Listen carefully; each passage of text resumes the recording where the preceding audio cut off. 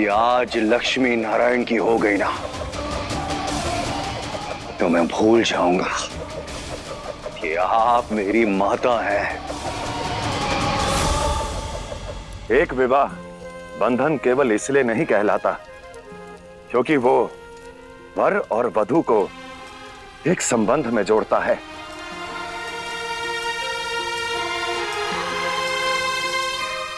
वो इसलिए कहलाता है क्योंकि वर और वधू को एक करता है।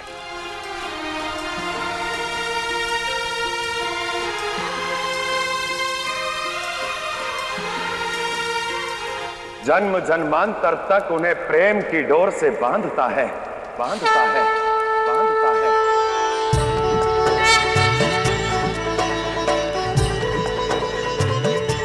इसलिए विवाह बंधन कहलाता है।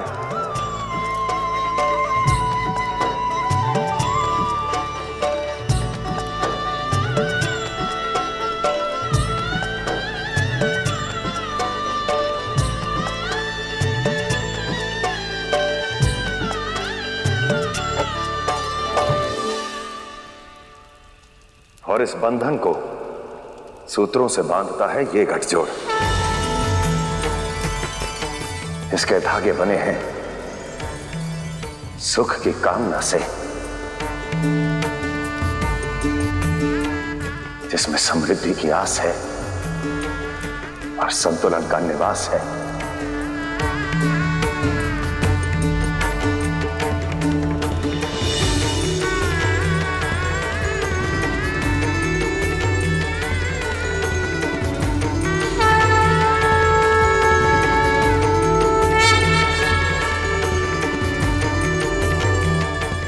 इसलिए गठजोड़ की ये रीति सुख, समृद्धि और संतुलन का प्रतीक है।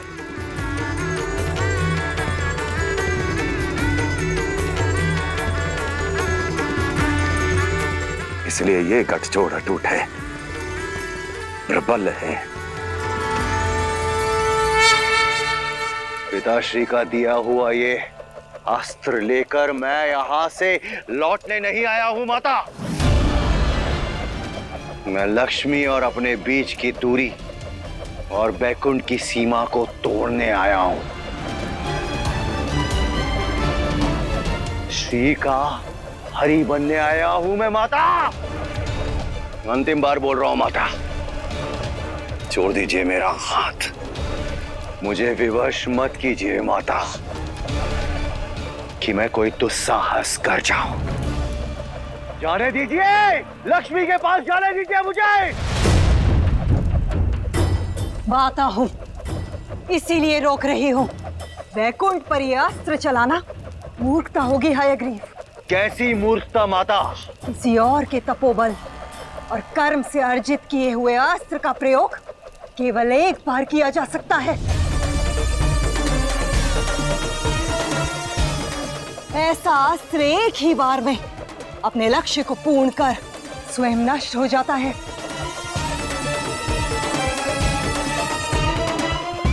चयन तुम्हारा है हयग्रीव। इस अस्त्र को वैकुंठ पर चलाना है या नारायण पर। इससे वैकुंठ को नष्ट करना है या स्वयं नारायण को।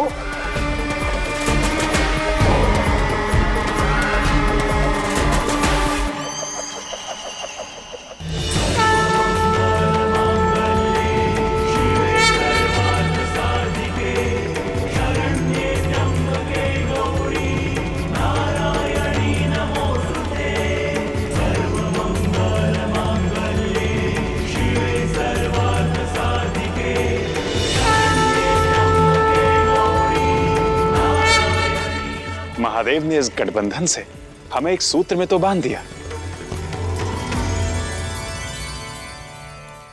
अब समस्त संसार को इस साथ का हमारे पवित्र प्रेम का साक्षी बनाना है। अग्नि से पवित्र इस संसार में और कुछ नहीं, जो सारी मलिनता को भस्म कर देता है और रह जाता है तो केवल कुंदन। इसलिए अग्नि को साक्षी मानकर शपथ लेंगे कि हमारे इस संबंध में कभी कोई मलिनता वास नहीं कर पाएगी। शुभता की देवी शुभता का पग आगे बढ़ाए। मैं आपका अनुसरण करूंगा और हम दोनों एक दूसरे को वचन देंगे, वचन देंगे, वचन देंगे।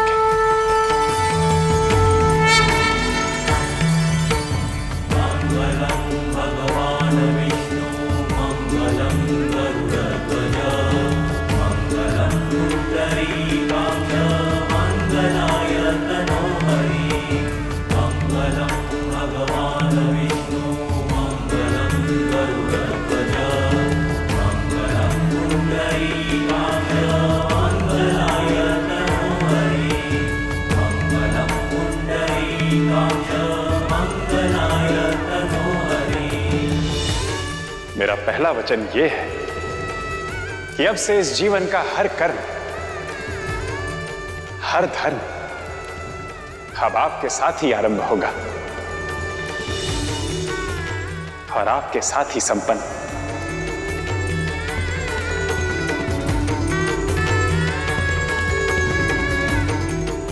दूसरा वचन कि मेरे अर्धांगिनी के रूप में आपका सम्मान ही मेरा सम्मान होगा और आपका अपमान मुझ पर प्रहार। तीसरा वचन, चाहे सुख हो या दुख, हर्ष हो या शोक, जो जीवन देगा हम उसे साझा करेंगे।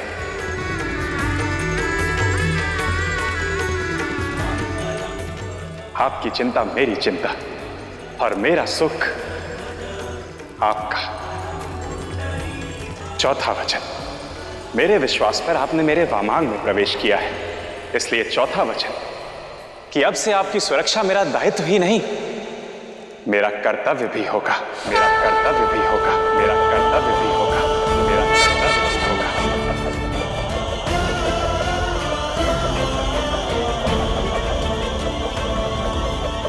क्या सारे वचन आप ही देंगे नारायण?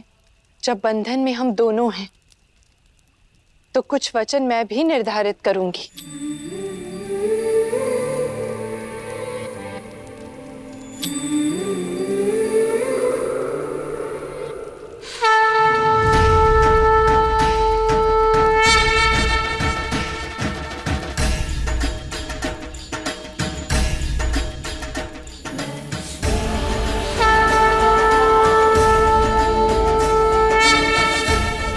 वचन दे कि आप सदैव मेरे आगे चलेंगे, मेरी सुरक्षा की ढाल बनकर नहीं, मेरे सहयोगी और मेरे मार्गदर्शक बनकर।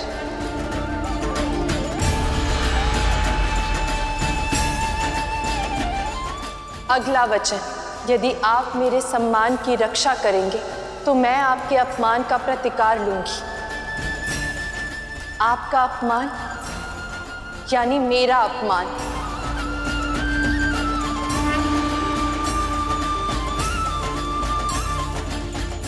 अब अंतिम और सबसे महत्वपूर्ण वचन,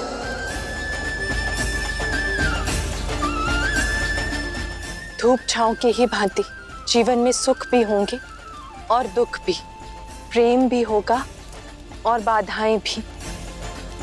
वचन दे कि चाहे कोई कितना भी प्रयास क्यों ना करे, हमारे विवाह के मध्य, हमारे संबंध के मध्य कभी कोई नहीं आएगा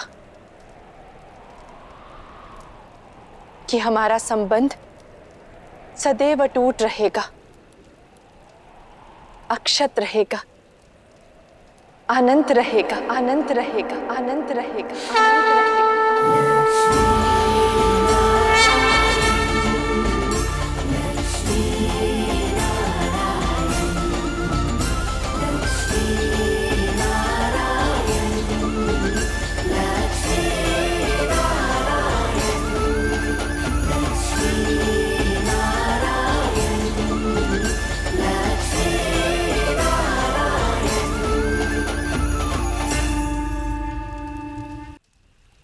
इस सृष्टि के आधार लक्ष्मी नारायण हैं इसलिए इनके विवाह के ये 7 वचन इस सृष्टि में होने वाले हर विवाह का आधार होंगे, आधार होंगे, आधार होंगे।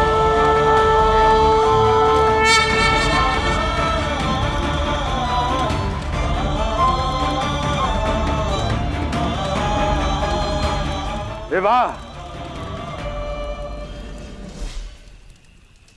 संपन्न हुआ, संपन्न हुआ।